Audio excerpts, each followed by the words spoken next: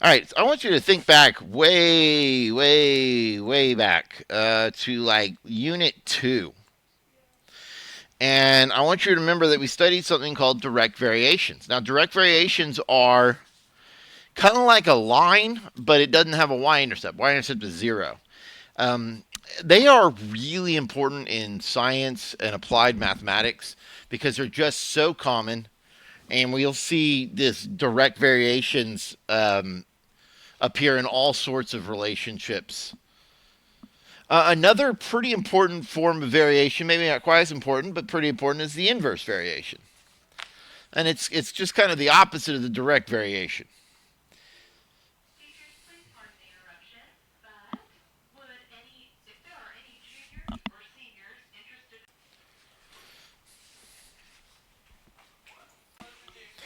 All right, so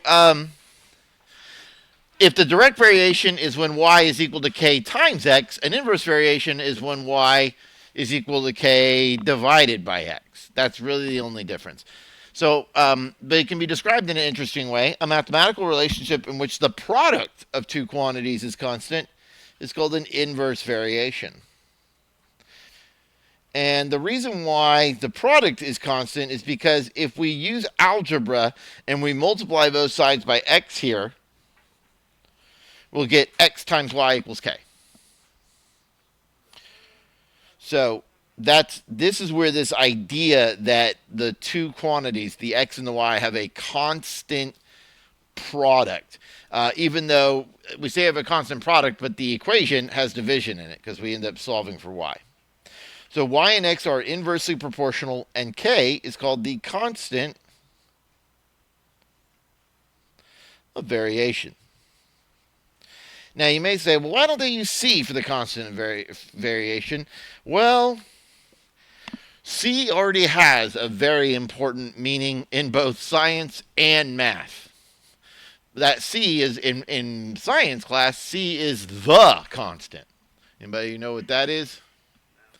The speed of light, the universal constant.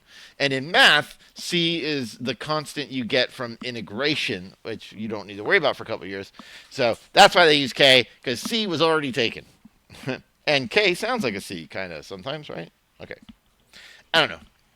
That's at least what I think. All right, so example 6.1. The product of y and x is 16. Always. Assume that y is greater than 0 and x is greater than 0. That'll make it easier for us to start. Okay? Let's model this relationship with an equation. So if y and x have a constant product of 16, I can say it like that. That's an inverse variation. If I solve the equation for y as a function of x, I just simply divide both sides by x. And I can see that my constant of proportionality, and I'll write it out just this one time. You may not feel like writing all this out. You know what it is? It's called k, right? So you maybe just put k equals. We already said that earlier. Is equal to 16.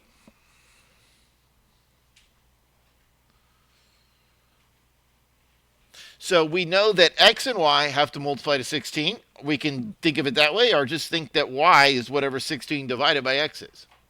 So 16 divided by 1 would be 16. 16 divided by 2 is 8. 16 divided by 4 is 4. 16 by 8 is 2. And 16 by 16 is 1. Notice the symmetry in the table, which is super cool if you're in that kind of thing, which I am. So 1 gets mapped to 16. 2 to 8. 4 to 4. 8 to 2. And 16 to 1. Producing this curve here. How did you get those numbers? Oh, simply plugging x into this equation. So 16 divided by 1 is 16. 16 divided by 2 is 8. This is, behold, the famous hyperbola. One of the most cool and compelling shapes in all of analytic geometry. The applications of the hyperbola are intense. um, panoramic lenses on cameras, telescope lenses, cooling towers of nuclear power plants, all use the geometry, the cool special features of the hyperbola, which I would love to spend time talking about, but I'm not in this lesson. We'll wait till another time. Um, but that's it. It's just a really interesting shape. Now I want to go a little further than we did here, just to kind of get you thinking about some things. Um, what if we went further on the x values, like went up to like 32? You know, I know you don't need to write this down necessarily in your notes. If you want, you can just watch. But what would 16 divided by 32 be? It's a half, right? I could even go further. I could call this 64. Well, you know what that becomes? It becomes 1/4. I can go out further, like maybe 1/28. And then it's going to be like 1/8. So what's happening is the bigger I make these x values, the smaller I get for an answer. Now let's imagine I go all the way out to like 100 million. Now I don't know what that is, but I can use a calculator to get a decimal. But let's think about it, okay? 16, 1, 2, 1, 2, 3, 1, 2, 3. Now I want you to think about it. Is this number going to be 0? No. It's a pretty small number. In fact, it's in scientific notation, 1.6 times 10 to the negative 7th, which would be like 0.1234516. Pretty small number, right? But not 0. If I go even bigger for x, it's going to continue to get smaller and smaller and smaller, but it's never going to reach 0. Okay? Now let's talk about it in the other direction. Let's make x smaller. So let's go upwards in the table. Maybe make it like 1/2. Well, 16 divided by 1/2, we know that that's keep, change, flip. You're right. It's 32. It actually ends up multiplying. And this symmetry we see in the table is going to be continued. So there must be some point way up here where it's like 100 million. And this is like 1.6 times 10 to the negative 7.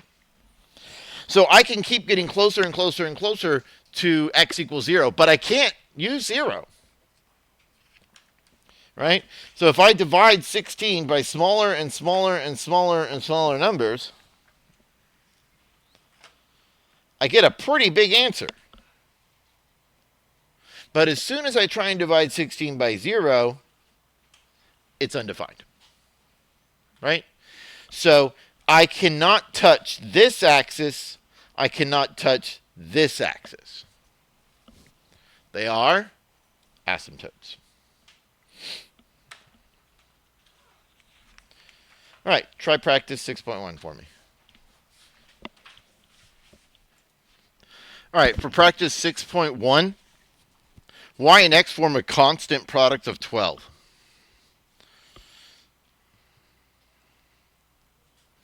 Solving this for an equation of y as a function of x gives me that.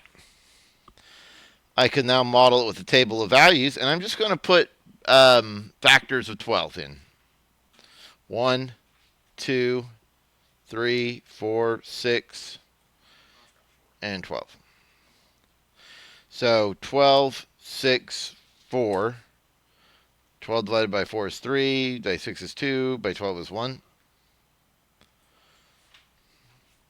Plot these points. We get 1, 12, 2, 6, 3, 4, 4, 3, 6, 2, and 12, 1. And I like these couple of practice problems and examples because these are nice numbers for getting a feel for the shape. In reality, I mean, you know, the constant of proportionality could be something like 7. And then, you know, you're not going to get many nice integer numbers, but, you know, still gives you an idea. All right, let's say y varies inversely with x. If y equals 16 and x equals 3, find x when y equals 4. Couple different ways we could do this problem. Let's take a look at it. If I know that y varies inversely with x, I can write down this equation. Yes, for the constant of proportionality k. I can then use the given information that when y equals 16, x equals 3. And solve for k by multiplying both sides by 3. I get 48 equals k. Now that I have k, I can rewrite the equation with the constant of proportionality filled in and plug in to find x when y is 4. I'll put a 4 in here. To solve this, we just had a lesson over that. We just multiply both sides by the denominator, and we get 4x equals 48. So x equals 48 divided by 4, which is 12. That's one way to do the problem. The advantage of that way is that if I have to solve it for many different things, I have a formula. Let's take a look at another way. If two quantities are in an inverse variation, they make this equation y equals k over x. But we know that that means they have a constant product. So if I put some like subscripts here, like y1 and x1 equals k, but that's also going to equal y2 and x2. It's going to equal the same values no matter what.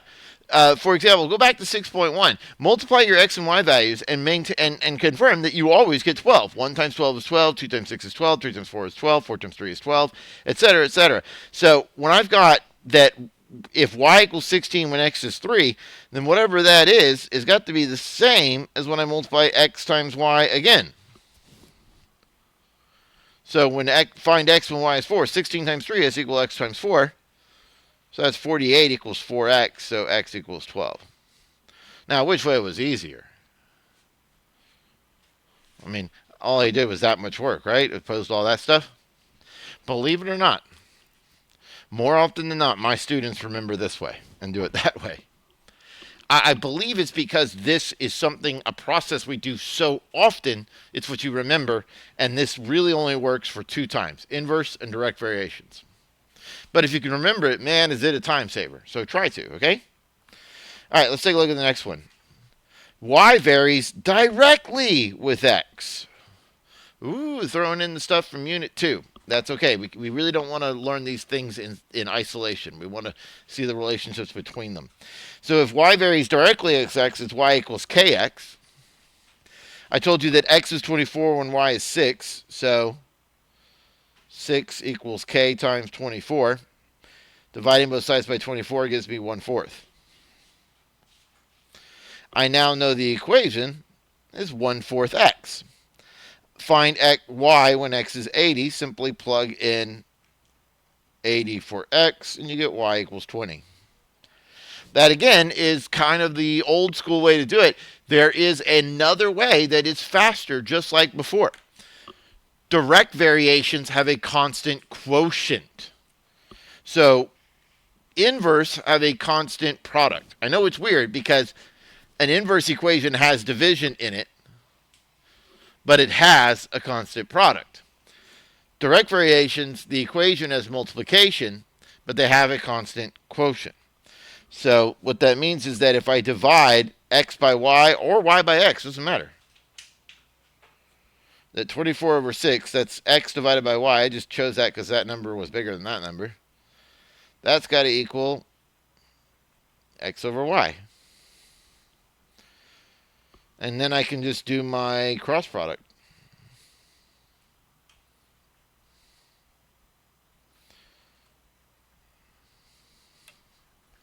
Simple as that. This one I find, this way with direct variations, I don't find that too much work though. So I have no problem with you doing that.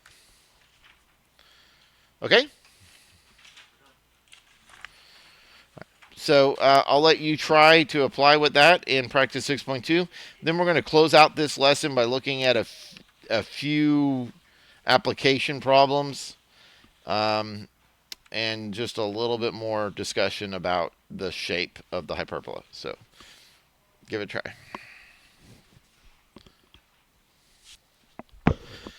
All right, in practice 6.2a, y varies directly with x. So because you could solve it as a direct variation. That would mean direct variation is that. But we also know that they have a constant quotient. So y divided by x must be equal for the whole thing. So if I do 5 over 40 or 40 over 5, it must be... Oh, wait. Oh, my goodness. It says write a function for y. Well, I'm not even going to do all that stuff, actually. So y is 5 and x is 40. So 1/8 is equal to k. So y is 1/8 x. That's the function. Y varies inversely. Oh, the constant proportionality, by the way, the k value is 1/8 on that one.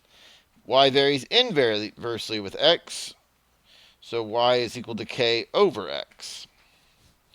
Y is equal to 8.5 when x is 2. Multiplying both sides by that gives me, what is that, 17? So y equals 17 over x. The constant of proportionality is right there. It's 17. Y and x vary inversely. If y is 7 when x is 15, find x when y is 13. Okay, here I'm going to use my trick. That if this is an inverse variation, then their product must be equal. So 7 times 15 over 13. Okay. 105 over 13. There we go. We can also mix things to make some more complicated relationships. This is seen from time to time, and particularly in a science class. The quantity y varies directly with x and inversely with the square of z. The trick here is to understand that they share a constant of proportionality. You could say that there's two different constants, k1 and k2, but when you multiply them, you get some other k. So we're just going to use 1k. All right? So they vary directly with x. So that's a direct variation. While inversely with the square of z. So z squared.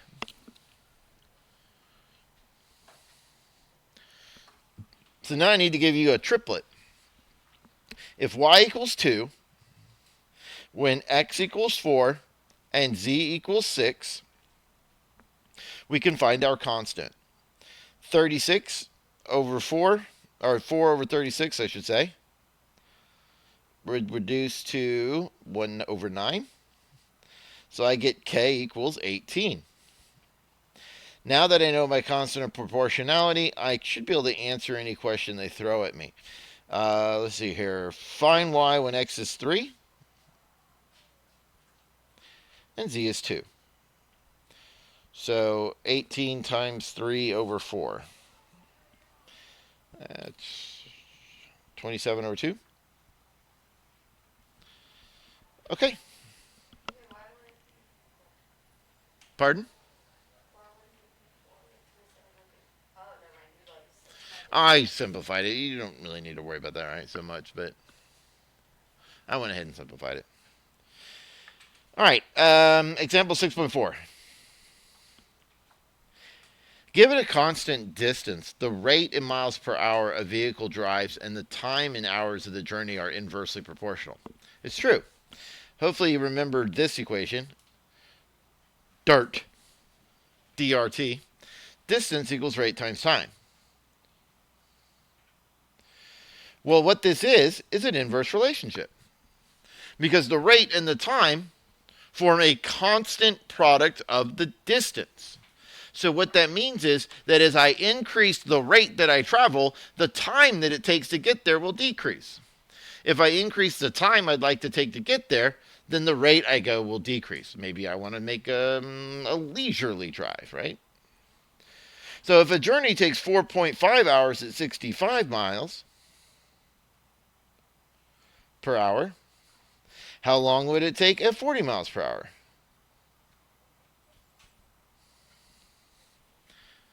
It's just simply the same thing. Well, it just should make sense, right? Because 4.5 times 65 would give me the distance d. And then simply dividing that by my rate will give me my time. So 4.5 times 65 over 40.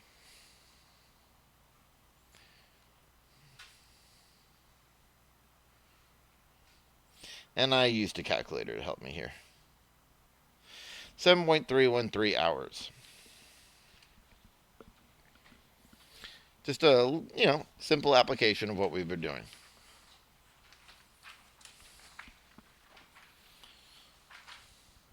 All right, I want you to try practice 6.3 right quick. Just 6.3, and then we'll go over it. Then we'll do 6.4. All right, on 6.3, the quantity y varies directly with the square root of x and inversely with z. So directly with the square root of x, or x to the 1/2 power maybe, right? And inversely with z. So inversely means it's k divided by z. Directly means k times it. If y equals 4, when x equals 16 and z equals 9, we can find the k value with that information. So 4 is equal to k times 4 over 9. Multiplying both sides by 9 over 4 gives me 9 equals k. So our equation is 9, the square root of x over z. I'm going to find z when y equals 2 and x equals 4. And that just should work out to be 9.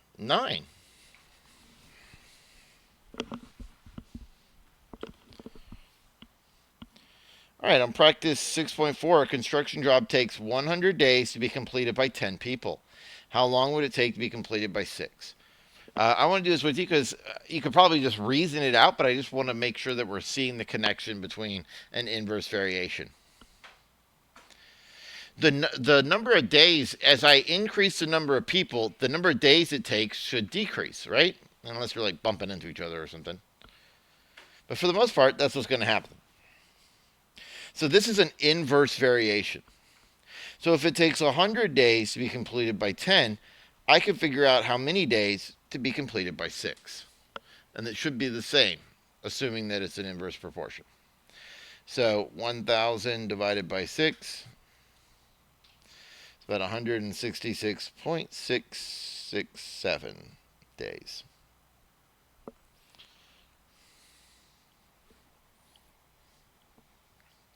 All right, practice 6.5. Model f of x equals 8 over x with a table of values and a graph. Describe the equation of the vertical asymptote, the horizontal asymptote, and state the domain and range. So this time, we're not going to just look in the first quadrant. We're going to do all of them. And we can do these together as well. 8 divided by negative 8 is a negative 1. 8 divided by negative 4 is a negative 2. 8 divided by negative 2 is a negative 4. And 8 divided by negative 1 is a negative 8. So we can see the symmetry here with the negatives. And it's going to repeat with the positives. 8 divided by 1 is 8. 8 divided by 2 is 4. 8 divided by 4 is 2. And 8 divided by 8 is 1. So plotting those values gives me negative 8, negative 1. Negative 4, negative 2. Negative 2, negative 4. Negative 1, negative 8. So this is one branch of the hyperbola, which actually typically have two branches. Then 1, 8, 2, 4, 4, 2, and 8, 1.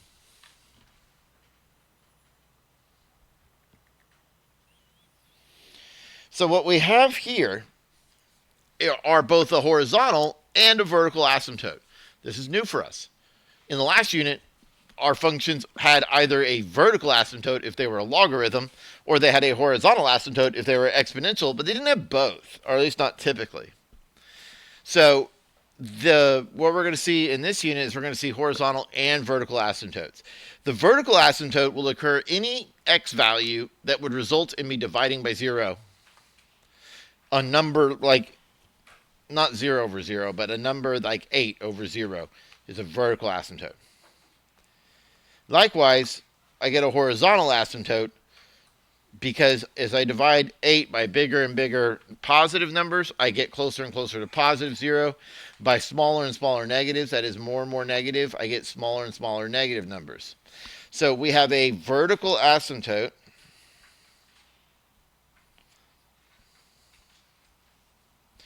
at x equals 0. We have a horizontal asymptote at y equals 0, right? The horizontal line. Remember, the x-axis is the equation y equals 0. And the y-axis is actually the equation x equals 0. Those are the lines that it never actually touches. The domain is all real numbers except x equals 0. Why? Because you can't divide by 0. I can divide 8 by any real number except for 0. And the range is all real numbers except 0 as well. Because I can get an answer from a division problem of any number except for 0. You can't get 0 for an answer when you do division. Unless, the numerator was 0. Okay.